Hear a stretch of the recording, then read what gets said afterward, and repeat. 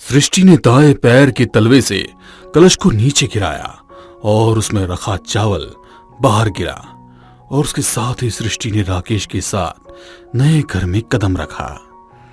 सृष्टि अपनी शादी का जोड़ा संभालकर अलमीरा में रख ही रही होती है कि तभी उसे अपने पेट पर हल्की गुदगुदी महसूस होती है। वो पलट के देखती है तो राकेश पूरी तरह उसे अपनी बाहों में जकड़कर प्यार करने लग जाता है। सृष्टि भी उसे अपने गले से लगाकर उसमें रम जाती है।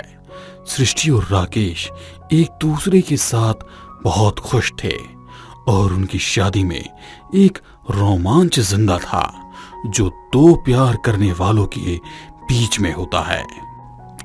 राकेश जब ऑफिस में होता तो सृष्टि दिन भर घर का ख्याल रखती और शाम होते ही राकेश के लिए लजीज खाना तैयार करने में लग जाती। राकेश जब शाम को ऑफिस से घर आया तो सृष्टि ने चेहरे पर मुस्कान के साथ उसका घर में स्वागत किया। अंदर आते ही राकेश को बढ़िया लजीज खाने की खुशबू आने लगी और उसे सूंघते ही उसके चेहरे पर तरावट आ गई। जिस खुशी में उसने सृष्टि को गले से लगा लिया और दरवाजा बंद किया, उस शाम दोनों ने लजीज खाने का स्वाद लिया और राकेश भी बिना सृष्टि के हाथ के खाने की तारीफ किए रुक नहीं पाया। खाने के बाद राकेश ने अपने ऑफिस के बैग से एक बड़ी वाइन की बोतल निकाली और उसे डाइनिंग टेबल पर रख दिया। उसे देखते ही सृष्टि के चेहरे पर मुस्कान उभरती है। दोनों वाइन का मजा ले रहे हैं और दोनों की आंखें एक दूसरे को देखे जा रही हैं। एक अच्छे डिनर के बाद राकेश सृष्टि को अपनी गोद में उठा के बेडरूम की ओर ले जाता है। दोनों एक दूसरे को प्यार करने में डूबे होते हैं कि एक कांच के चटकने की आवाज उनका ध्यान अपनी ओर खींचती है। दोनों दूसरी तरफ देखते हैं तो कमरे की खिड़की का कांच चटका होता है और उसकी दरार पूरे ग्लास पे आ गई होती है और दूसरा पल्ला बार बार खुलता और बंद होता है। राकेश उठा और उसने खिड़की को बंद कर दिया। जैसे ही राकेश ने सृष्टि को वापस अपनी बाहों में भरा, खिड़की में लगा दूसरा कांच भी धीरे धीरे चटकने लगा और फिर एकदम से खिड़की खुली और तेज हवा का बहाव अंदर आ गया और राकेश और सृष्टि को झंझोड़ता हुआ दूसरे रास्ते से बाहर निकल गया। ये क्या हुआ राकेश? मुझे नहीं पता सृष्टि, शायद बाहर कोई तूफान उठा है। दोनों को बाहर कड़क रही बिजली की धुआंधार आवाज सुनाई देने लगी। सृष्टि ने राकेश को पकड़ लिया और उसके सीने पर सिर रखकर सो गई। घर के बाहर मौसम ने भयंकर करवट ले ली है। भारी बारिश और ओलों ने घर के बाहर के गार्डन को आधा तबाह कर दिया है। पेड़ भी नीचे की तरफ झुक रहे थे और कुछ गमले भी गिर गए थे। राकेश और सृष्टि जब सुबह उठे तो घड़ी में 9 बज रहे थे। राकेश ने टाइम देखा तो वो बेड छोड़कर तैयार होने भागा। उसे ऑफिस के लिए लेट हो गया था। वो तैयार होकर बाहर आया तो देखा मेन हॉल में पानी भरा हुआ था। उसने उसे अनदेखा कर दिया और तुरंत घर से निकल गया। उसके जाने के बाद सृष्टि ने वाइपर से पानी खींचना शुरू किया। वो पानी को एक तरफ खींचती तो पानी दूसरे कोने पे जमा हो जाता। जैसे जैसे पानी कम होता जाता, सृष्टि वहां सोखने के लिए कपड़ा डाल देती। जब सृष्टि पानी को बाहर की ओर खींचने लगी तो अचानक ही फर्श पे खून से लिखे शब्द उभर आए, मिट जाएगी तू भी। सृष्टि वो पढ़ के हक की पक्की रह गई और अगले ही पल वो शब्द फर्श पर ऐसे खुल गए जैसे मानो वहां कुछ लिखा ही ना हो। वो एक भ्रम की तरह चला गया था। घर सही करने के बाद सृष्टि बेडरूम में सोने के लिए चली गई। सृष्टि गहरी नींद में सो रही होती है कि तभी खटखट की तेज आवाज उसकी नींद को तोड़ती है और वो एकदम से बिस्तर छोड़ती है। वो दरवाजे की तरफ बढ़ ही रही होती है कि तभी वो आवाज और तेज हो जाती है जिससे उसके कान परेशान होने लग जाते हैं। वो आगे बढ़ के दरवाजा खोलती है तो उस पार कोई भी नहीं होता है। उसके गुस्से का पारा ऊपर जाने लगता है कि तभी उसकी नजर घर से कुछ ही दूरी पर बने गार्डन में खेल रहे बच्चों पर जाती है। सृष्टि को लगता है कि ये उन बच्चों की शरारत होगी, तो वो उनमें से एक को बुला के पूछती है, ए लड़के, ये शरारत तुम लोगों ने की है ना? कौन सी शरारत आंटी? ये दरवाजा पीटकर भाग जाने की। वो सृष्टि का गुस्सा देख डर गया और मासूमियत से कहने लगा, नहीं आंटी, मैंने नहीं किया, प्रॉमिस। सृष्टि ने दरवाजे को अंदर से बंद किया और वापस सोने चली गई। वो अंदर बेडरूम की तरफ आई ही थी कि वही खटखट की आवाज दोबारा आने लगी। सृष्टि ने पलटकर दरवाजे की ओर गुस्से से देखा और वो पलटकर चल दी, तो उसको इस बात पर अटपटा लगा। इस बार आवाज में हल्की चटक भी थी, जैसे कांच के चटकने पर होती है। सृष्टि वापस मुड़ी और अंदर कमरे की तरफ उसके कदम बढ़ चले। सृष्टि जैसे ही कमरे के अंदर आई, उसके कान खड़े होने लगे। उस जोर जोर की ठक ठक से इशारा साफ था।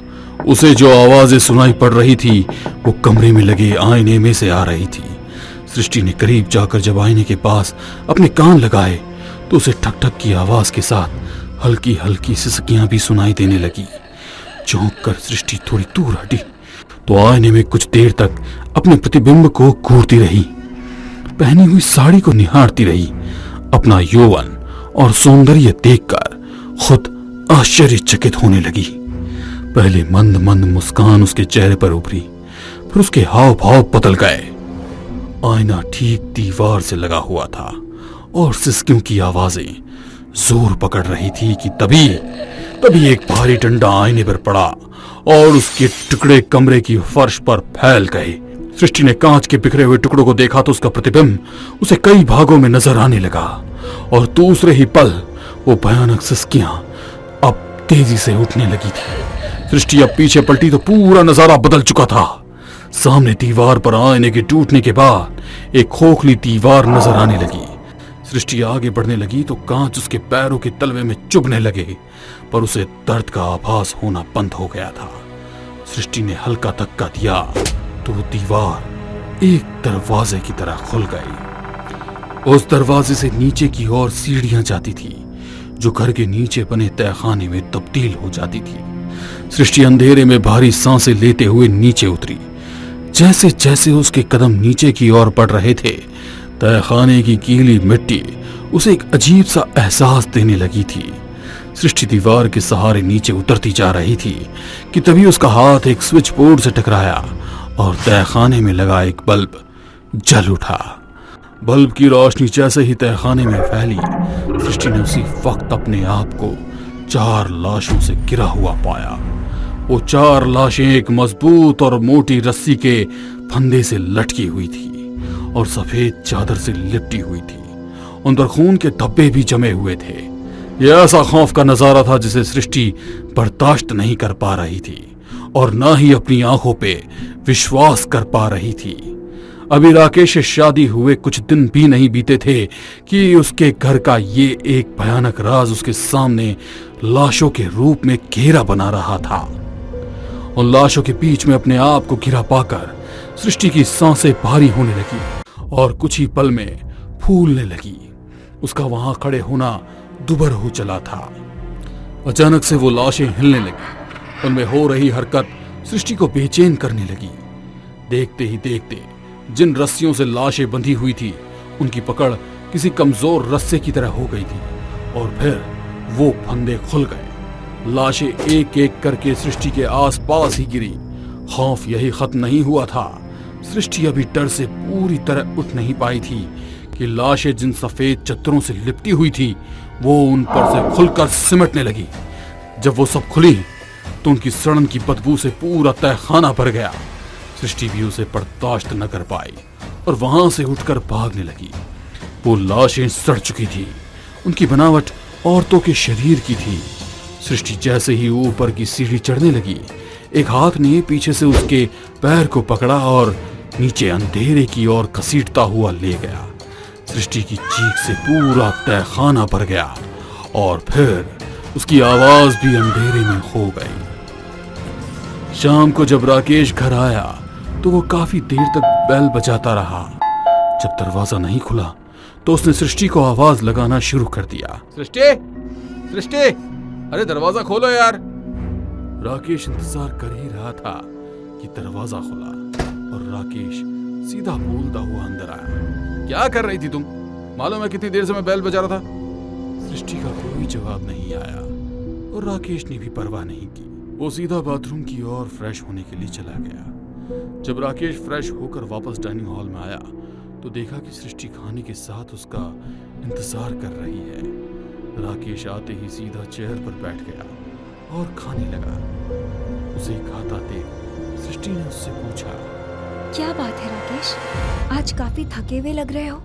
राकेश ने खाते हुए हाँ में सिर हिलाया और वापस खाना खाने लगा। सृष्टि ने दोबारा पूछा, एक बात बताओ राकेश, तुम मुझे इस घर में जो वादे करके अपनी अर्धांगिनी के रूप में लाए थे, क्या तुम वही वादे उन्हीं औरतों से भी किया करते थे जिन्हें तुमने मार डाला? राकेश के हाथ खाते खाते रुक गए। उसे समझ नहीं आ रहा था कि सृष्टि उससे क्या पूछ बैठी है। राकेश ने आवाज में घबराहट के साथ सृष्टि की ओर देखा और कहा, ये क्या कह रही हो तुम?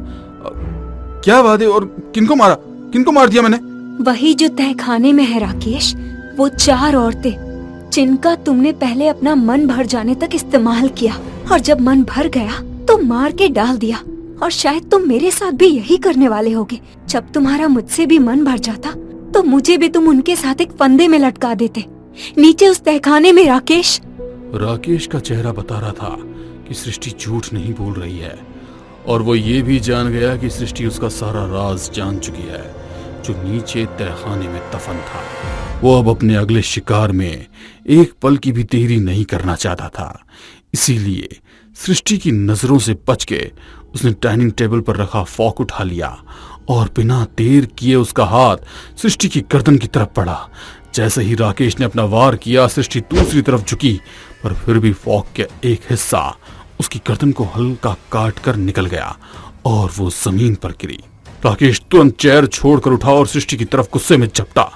अपने पैरों को जमीन पर घिसटती हुई सृष्टि पीछे हटकर उससे बचने की कोशिश करने लगी, पर ज्यादा देर तक नहीं। राकेश ने उसके शरीर पर अपनी पकड़ पा ली और कस के उसे जकड़ लिया।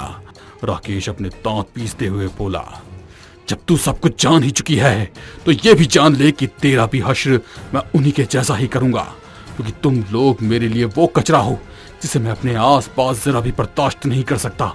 उन्हें भी अपनी अर्धांगिनी बनाकर लाया था, उन्हें भी मारा।